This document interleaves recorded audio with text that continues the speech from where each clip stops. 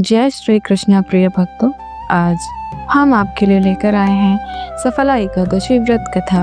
वह दिव्य कथा जो पापों से मुक्ति दिलाती है और जीवन में सफलता का वरदान देती है। कृपया भक्ति भाव से सुनिए। एक समय की बात है जब महाराज युधिष्ठिर ने भगवान श्री कृष्ण से पूछा, हे जनार्दन, पौष मास के कृष्ण पक्ष में कौन सी एकादशी आती है? इसका नाम क्या है और इसका पालन कैसे करना चाहिए? कृपया करके बताइए।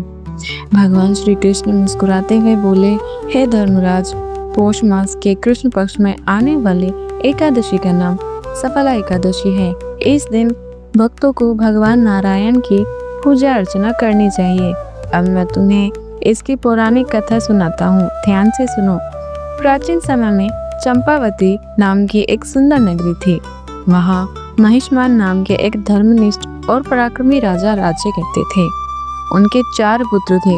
सबसे बड़ा पुत्र लुम्पक था, जो सदैव पाप कर्मों में लिप्त रहता था।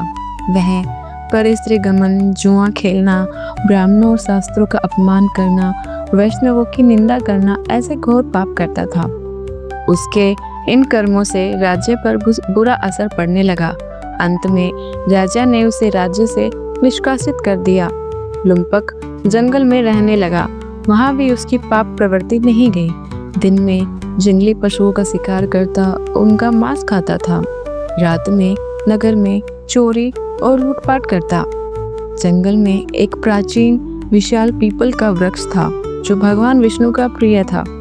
संयोग से लुम्पक उसी पीपल के नीचे रहता था। समय बीतता गया। एक बार पौष मास के कृष्ण पक्ष की दशमी आई। ठंड इतनी तेज थी कि लुम्पक बिना पर्याप्त वस्त्रों के कारण सारी रात जागता रहा। ठंड से उसका शरीर शिथिल हो गया और वह मूर्छित हो गया। एकादशी के दिन सुबह सुबह सूर्य की किरणों से उसे होश आया। कमजोरी के कारण वह शिकार भी नहीं कर पा रहा था। पेड़ से गिरे फल इकट्ठे करके वह वापस पीपल के नीचे आया। तब तक सूर्यास्त हो चुका था। असहाय होकर उसे अपने पूर्व जन्मों के अच्छे कर्मों के कारण प्रभु का स्मरण हो आया। उसने कहा, हे प्रभु, मेरी यह दयनीय स्थिति हो गई है। मुझ पर कृपा करिए और ये फल स्वीकार कीजिए। इस प्रकार रात भर ठंड से वह फिर जागता रहा और अनजाने में भगवान को बार बार याद करता रहा। इस प्रकार अनजाने में ही उसका सफला एकादशी का व्रत पूर्ण हुआ। भगवान नारायण उसके इस अनजाने में की तपस्या से प्रसन्न हो गए।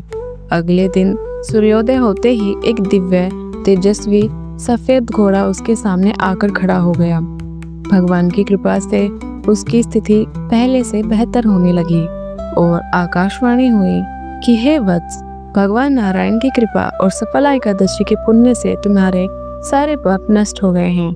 अब इस घोड़े पर सवार होकर अपने पिता के पास वापस लौटो, तुम्हें राज्य वापस मिलेगा। यह सुनकर लुम्पक गदगद हो गया। उसके शरीर में फिर से क्रांति लौट आई। वह राज्य पहुंचा, पिता से क्षमा मांगी और अपना सारा वृतांत कह सुनाया।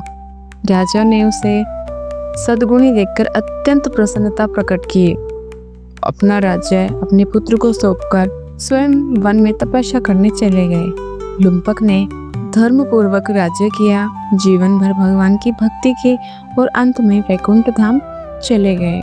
भगवान श्री कृष्ण ने कथा समाप्त करते हुए कहा, हे युधिष्ठिर, जो व्यक्ति सफला एकादशी की कथा श्रवण करेगा अथवा पाठ करेगा, उसे अश्वमेघ यज्ञ का पुण्य प्राप्त होता है।